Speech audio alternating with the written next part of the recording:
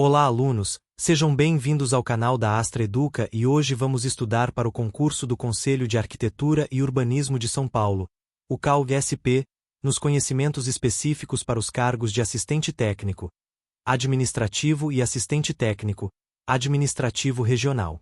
Essa prova costuma cobrar o que realmente aparece no dia a dia: noções sólidas de administração geral, rotinas de gestão de pessoas, processos e projetos, controle de materiais e patrimônio, fundamentos de arquivologia e protocolo, e a base de administração pública com licitações, atendimento ao cidadão, ética, transparência, proteção de dados e parcerias. Então a proposta desta aula é te dar um roteiro completo, com linguagem prática, para você entender e acertar as questões por raciocínio e não por decoreba. Administração, no sentido geral, é o ato de planejar e coordenar recursos para alcançar objetivos com eficiência e qualidade. Toda organização, pública ou privada, administra quando define metas, organiza pessoas e recursos, executa atividades e controla resultados. A importância disso, para um órgão como o CALG-SP, é direta. O Conselho precisa entregar serviços ao cidadão e ao profissional, manter registro e informações, fiscalizar, responder demandas, executar contratos, gerir orçamento, e tudo isso com legalidade, impessoalidade e transparência. Quando você entende a administração como um sistema, você percebe que o trabalho administrativo não é papel, ele é a engrenagem que faz o serviço público funcionar. Os princípios e abordagens de administração ajudam a entender por que existem estruturas formais, normas e rotinas. Abordagens mais clássicas enfatizam planejamento, divisão do trabalho, padronização e controle, porque isso traz previsibilidade e reduz erros. Abordagens comportamentais mostram que o fator humano é determinante. Motivação, liderança, comunicação e clima afetam desempenho.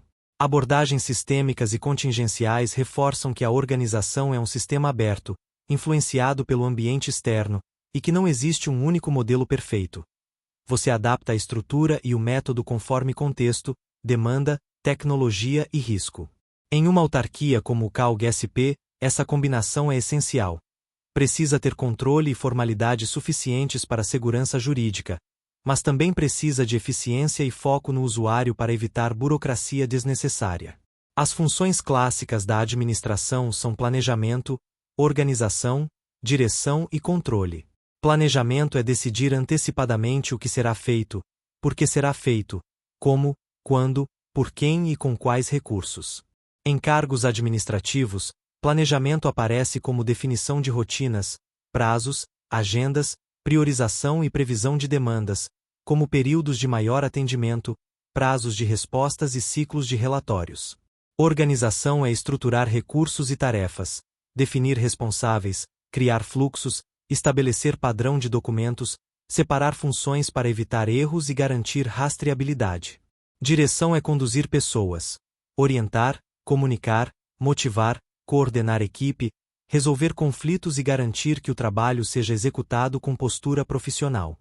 Controle é acompanhar, comparar o que foi feito com o que deveria ter sido feito, medir desempenho, encontrar desvios e corrigir. Controle não é só fiscalização interna, é melhoria contínua e garantia de conformidade. Dentro dessas funções, o processo decisório aparece o tempo todo. Decidir é escolher uma alternativa entre várias, dentro de restrições de tempo, informação e recursos. A banca pode cobrar tipos de decisão. Decisões programadas são rotineiras, repetitivas e seguem regra, como procedimentos de protocolo, conferência documental e respostas padronizadas ao cidadão.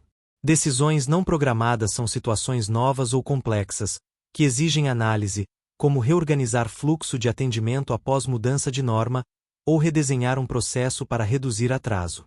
Uma boa decisão começa por definir corretamente o problema. Muitas vezes as pessoas tratam sintoma como problema. Se há atraso no atendimento, isso pode ser sintoma. A causa pode ser falta de triagem, excesso de etapas, sistemas não integrados, falta de padronização, informação incompleta do usuário ou picos sazonais. Depois de definir o problema, você coleta dados, identifica causas, cria alternativas, avalia riscos, escolhe a melhor solução viável e acompanha o resultado. Resolução de problemas em administração costuma usar ferramentas simples e eficazes. Você pode usar o 5W2H para estruturar plano de ação, deixando claro o que será feito, por quê, por quem, quando, onde, como e quanto custa. Pode usar o diagrama de causa e efeito para organizar causas prováveis de um problema, evitando culpar pessoas sem evidência.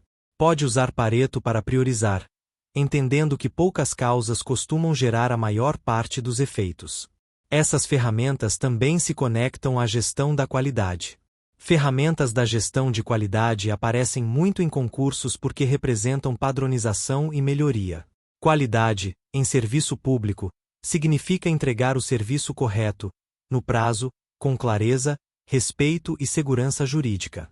Melhoria contínua é o princípio de que processos podem sempre ser ajustados para reduzir erro, retrabalho e desperdício. O ciclo PDCA é um modelo clássico. Planejar a melhoria, executar em piloto ou em escala, checar resultados por indicadores e agir para corrigir e padronizar. Em ambientes administrativos, ferramentas como o fluxograma ajudam a desenhar o processo de forma visual, identificando gargalos, pontos de espera e decisões redundantes. Em muitos casos, melhorar qualidade não exige grandes investimentos, mas sim eliminar etapas sem valor, padronizar checklists, orientar usuários de forma clara para reduzir devoluções e registrar corretamente informações para evitar retrabalho. Gestão estratégica entra quando a organização define sua direção. Planejamento estratégico é o de longo prazo, define missão, visão, valores e objetivos estratégicos. Planejamento tático desdobra para áreas e unidades, metas por setor, indicadores e programas. Planejamento operacional vira rotina, cronogramas, distribuição de tarefas, listas de verificação e acompanhamento diário. Em provas, uma confusão comum é achar que estratégico é só para a diretoria. Na verdade, o estratégico orienta a todos. Se o CALG-SP tem objetivo de melhorar atendimento e transparência, isso se traduz em processos de protocolo mais eficientes, respostas mais claras, controle de prazos e uso correto de sistemas. Na função organização, entram estruturas organizacionais e modelos. Estrutura é como as atividades são divididas e coordenadas. Uma estrutura funcional agrupa por funções, como atendimento, finanças, jurídico, TI, fiscalização. É eficiente para especialização, mas pode criar silos se cada setor pensar apenas no próprio trabalho. Uma estrutura por processos agrupa por fluxos de ponta a ponta, como atendimento ao usuário, gestão documental, contratos, fiscalização, reduzindo o repasse de responsabilidade e melhorando o tempo de resposta. Estruturas matriciais combinam funções e projetos, comuns quando há iniciativas temporárias de melhoria, implantação de sistemas e mudanças organizacionais. Para o assistente técnico-administrativo, o importante é entender que a estrutura define canais de comunicação, níveis de autoridade, responsabilidades e limites, e isso impacta diretamente seu trabalho. Quem assina, quem decide, quem executa, quem controla e para onde um documento deve ir. Direção envolve liderança, motivação, trabalho em equipe, comunicação, cultura e clima.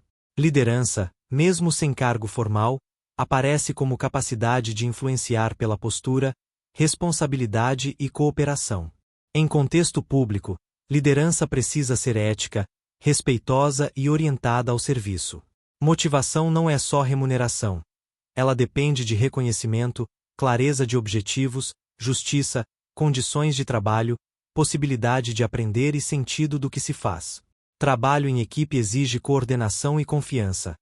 Compartilhar informações, respeitar prazos, não sumir com demandas, registrar encaminhamentos e atuar com empatia, especialmente quando há pressão. Comunicação é um dos maiores pontos de falha em organizações. Comunicação administrativa precisa ser clara, objetiva e registrada quando necessário, principalmente em rotinas que geram processos. Cultura organizacional é o conjunto de valores e práticas que definem como as coisas são feitas. Clima é a percepção do ambiente em um momento. Um clima ruim aumenta erro, aumenta conflito e piora atendimento. Por isso, A banca costuma cobrar noções de comportamento profissional, postura receptiva em vez de defensiva, e empatia como ferramenta de convivência e qualidade do serviço. Controle fecha o ciclo e é onde os indicadores aparecem.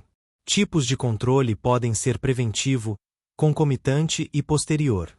Preventivo tenta evitar erro antes, por exemplo com checklists de documentação e validações no sistema.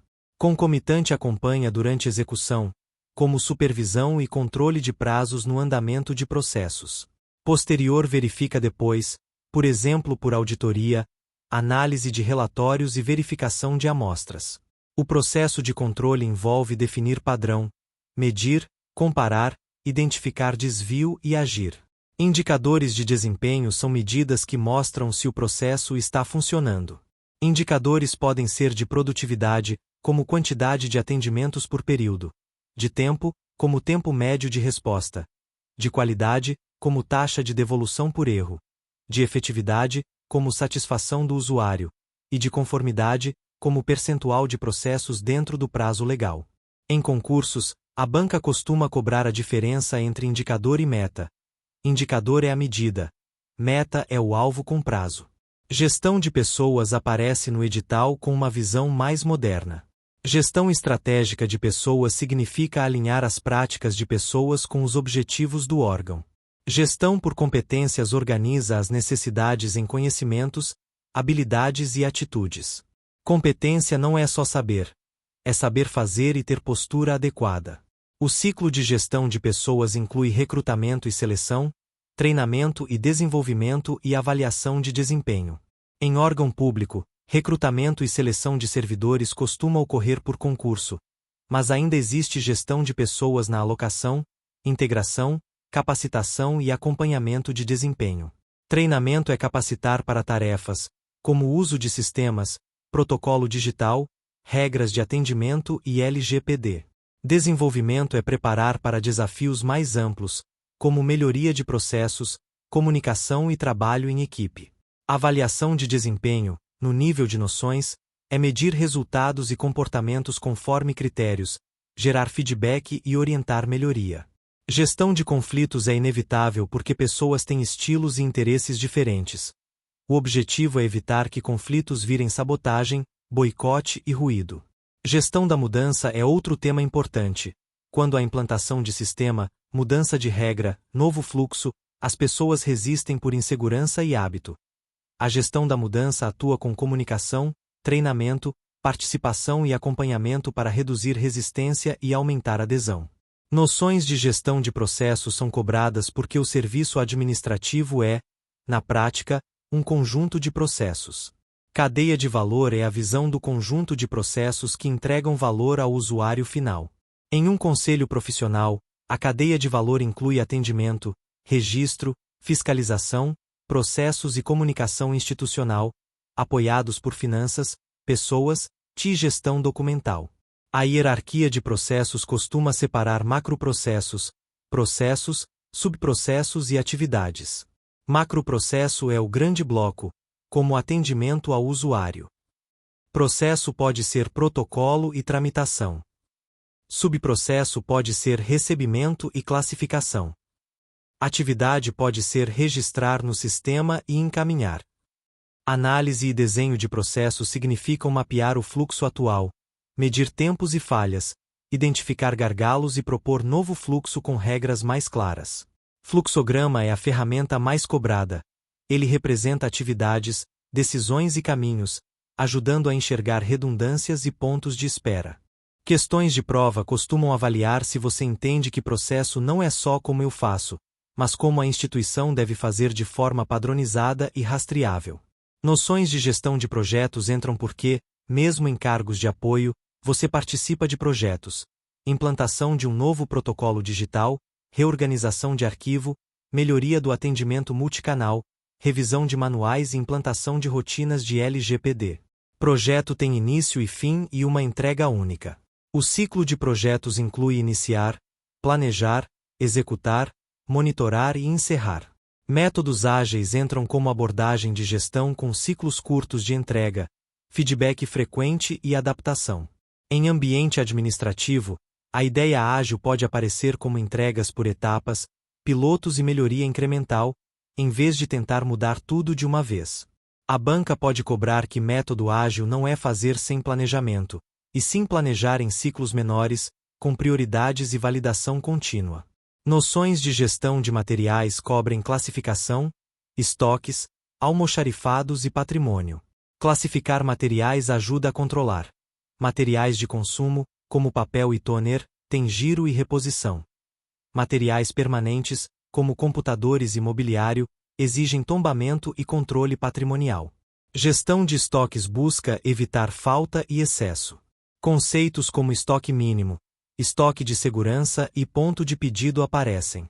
A curva ABC é uma forma de priorizar. Poucos itens representam grande valor e exigem controle mais rigoroso. Gestão de almoxarifados envolve recebimento, conferência, armazenagem, endereçamento, inventário, controle de entrada e saída e rastreabilidade.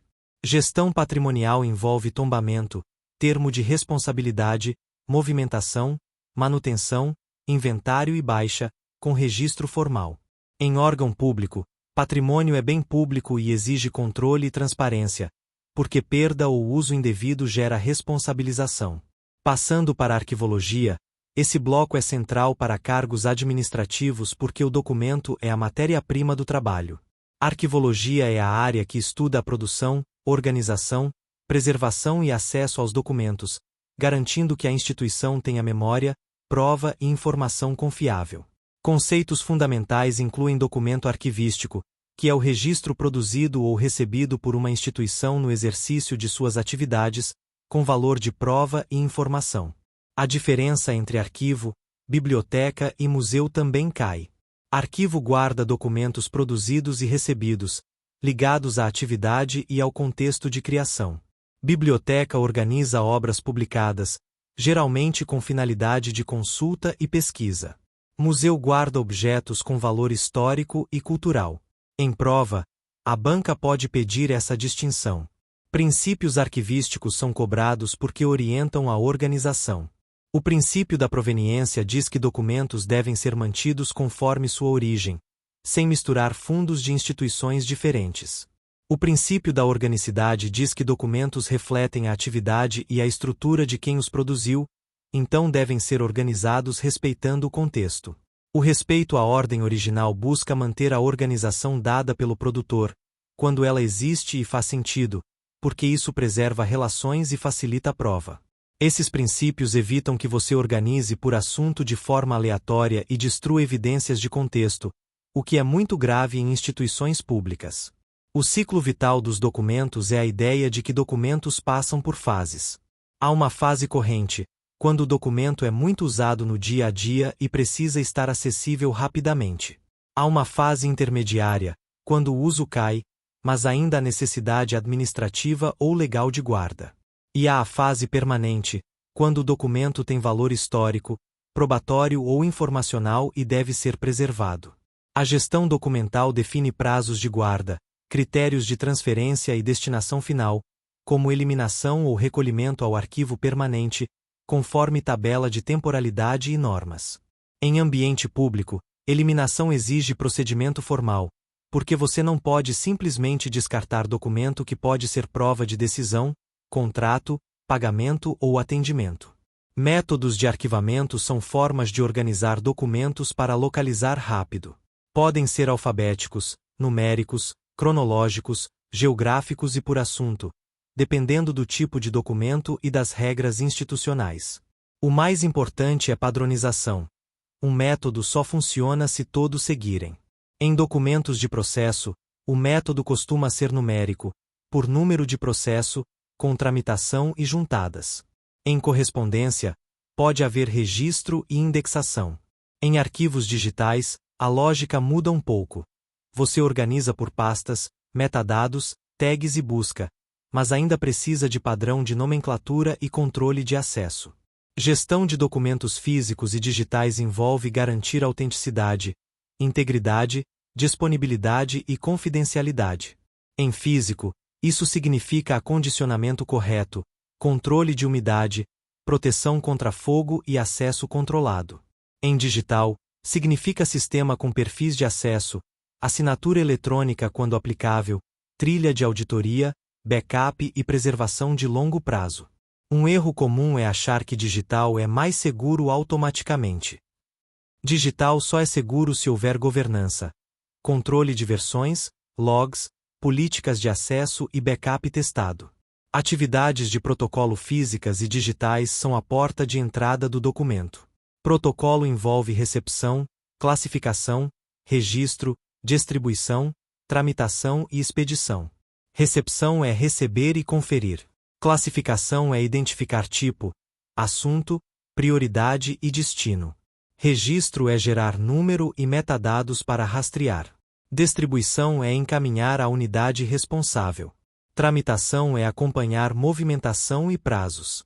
Expedição é enviar documentos, registrar saída, anexos e comprovação.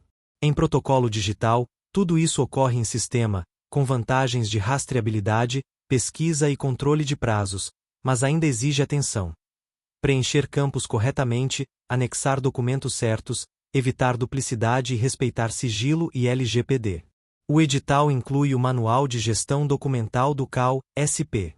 Aqui é importante entender como a banca cobra.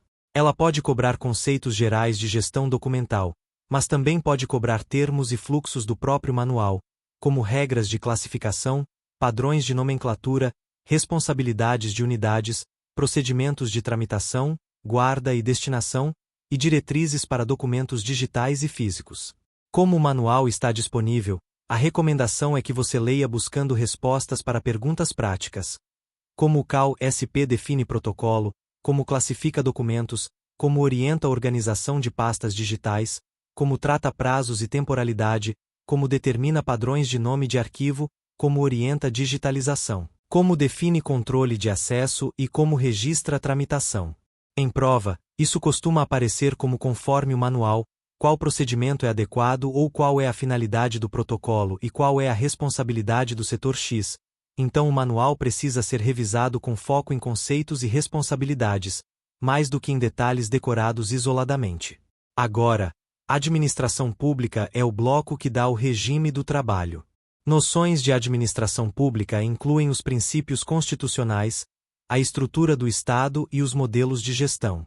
Os princípios explícitos do artigo 37 são legalidade, impessoalidade, moralidade, publicidade e eficiência. Há também princípios implícitos muito cobrados, como finalidade, motivação, razoabilidade, proporcionalidade, segurança jurídica, interesse público, continuidade do serviço e autotutela. Em autarquia como o CAL-SP, esses princípios se materializam em atendimento isonômico, decisões motivadas, transparência em gastos e atos, e eficiência sem violar regras. A estrutura e organização da administração pública brasileira envolve a administração direta e indireta. O CAL-SP integra a administração indireta como autarquia.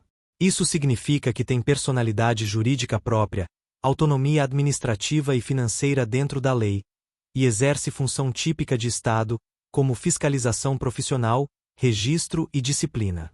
Modelos de administração pública também caem. O patrimonialismo confunde o público com o privado e gera favorecimento. O burocrático combate isso com regras, concursos e impessoalidade, mas pode gerar formalismo excessivo. O gerencial busca resultados, qualidade, avaliação e foco no cidadão, sem abandonar legalidade e controle. Governo digital, por sua vez, é o uso de tecnologia para melhorar serviços, transparência e participação. Isso se traduz em processos eletrônicos, atendimento multicanal, portais, assinaturas digitais e automação. A Lei nº 14.133/2021, de licitações e contratos, entra como base de compras e contratações. Mesmo em cargos de apoio, você pode atuar em planejamento de contratação, instrução processual, pesquisa de preços, elaboração de documentos, acompanhamento de prazos, publicação e gestão documental. A licitação busca isonomia, seleção da proposta mais vantajosa e promoção do desenvolvimento sustentável, com transparência e julgamento objetivo. As fases, em visão geral, incluem planejamento da contratação, divulgação do edital, apresentação de propostas e lances quando houver, julgamento, habilitação, recurso, adjudicação e homologação, e depois a execução contratual com gestão e fiscalização. Modalidades incluem pregão, concorrência, concurso, leilão e diálogo competitivo, e o critério de escolha depende do objeto e do caso. Critérios de julgamento podem ser menor preço, maior desconto, melhor técnica e preço e outros conforme lei. Dispensa e inexigibilidade são hipóteses de contratação direta. Dispensa ocorre quando a licitação seria possível, mas a lei autoriza não licitar em casos específicos. Inexigibilidade ocorre quando não há competição viável, como fornecedor exclusivo ou serviços técnicos especializados de natureza singular com notória especialização, observados requisitos. Em todos os casos, mesmo contratação direta exige processo formal, justificativa e controle. Contratos administrativos têm peculiaridades, cláusulas essenciais, poderes de fiscalização, possibilidade de alteração unilateral em limites legais, aplicação de sanções, exigência de garantias em certos casos e rescisão por motivos previstos. Para o assistente técnico-administrativo, o ponto central é que contrato precisa de gestão documental impecável. Termos, aditivos, atestes, notas fiscais, relatórios, comunicações e registros de ocorrência. Sem isso, não há controle e não há prestação de contas. Excelência no atendimento ao cidadão é cobrada com base na Lei nº 13.460/2017, que trata dos direitos do usuário dos serviços públicos. O foco é atendimento de qualidade, com respeito, informação clara, acessibilidade, redução de burocracia e participação do usuário. O atendimento multicanal significa atender por diferentes canais, como presencial, telefone, e-mail, site, chat e sistemas, mantendo padrão de qualidade e registro. Desafios do atendimento incluem linguagem técnica excessiva, falta de padronização, demora, informação inconsistente entre canais e ausência de retorno. A lei reforça direitos como receber atendimento adequado, obter informações claras sobre serviços, prazos e requisitos, e ter mecanismos de reclamação e avaliação, como ouvidoria. Em prova, a banca pode cobrar que o órgão deve orientar o usuário e não simplesmente negar sem explicação, e que deve manter postura de respeito e urbanidade. Organização do trabalho na repartição pública envolve uso de agenda e ferramentas de organização, tanto analógicas quanto digitais. Agenda é controle de compromissos, prazos e entregas. Ferramentas digitais incluem calendários, listas de tarefas, sistemas de protocolo e gestão de documentos. O ponto é reduzir perda de prazo, reduzir retrabalho e garantir previsibilidade. Também entra uso e manutenção de equipamentos. Manutenção preditiva busca prever falhas com base em sinais e métricas. Manutenção preventiva é feita periodicamente para evitar falhas, como revisão e limpeza. Manutenção corretiva é a reparação após falha. Em ambiente administrativo, isso se aplica a impressoras, scanners, computadores, no-breaks, rede e mobiliário, e a banca cobra o básico. Preventiva evita parada, corretiva resolve depois, preditiva antecipa por diagnóstico. Ética e moral na administração pública completam o quadro. Ética pública exige integridade, imparcialidade, responsabilidade, respeito ao cidadão, sigilo quando necessário e transparência. Moralidade administrativa vai além da legalidade estrita e exige conduta proba. Isso se conecta a conflito de interesses, uso adequado de recursos, cuidado com informações, postura no atendimento e prevenção de assédio e discriminação no ambiente de trabalho, que também é tema do concurso do CAL-SP em outro bloco de legislação. A Lei de Acesso à Informação, Lei nº 12.527/2011, estabelece que publicidade é regra e sigilo é exceção.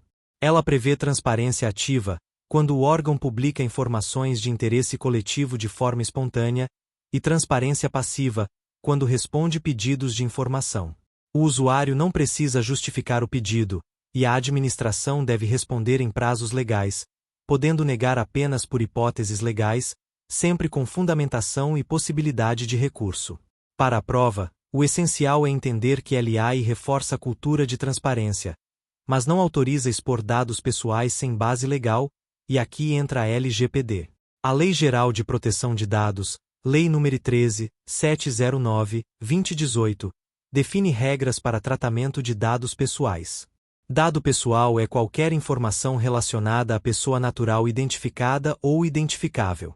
Dado sensível envolve informações como saúde, biometria, origem racial, opinião política, religião e outros, com proteção reforçada. Tratamento é qualquer operação com dados. Coletar, usar, armazenar, compartilhar, eliminar. A LGPD exige finalidade, adequação, necessidade, transparência, segurança e prevenção. No setor público, o tratamento muitas vezes ocorre por obrigação legal e execução de políticas públicas, mas ainda assim deve respeitar princípios e segurança. Para o assistente técnico-administrativo, isso é rotina. Não enviar dados pessoais em e-mail sem necessidade, não compartilhar planilhas com CPF e endereço com permissões abertas, proteger documentos, usar sistemas oficiais, limitar acesso e seguir orientações internas. A banca pode cobrar que consentimento não é a única base legal e que a administração pública tem bases próprias, mas sempre com responsabilidade. Por fim, noções de convênios, parcerias e cooperação na administração pública entram com a Lei nº 13.019, 2014, o Marco Regulatório das Organizações da Sociedade Civil, UMROS. Essa lei organiza parcerias entre a administração pública e organizações da sociedade civil para execução de atividades de interesse público, com regras de seleção, formalização, execução e prestação de contas. Os instrumentos principais citados no edital são termo de colaboração, termo de fomento e acordo de cooperação.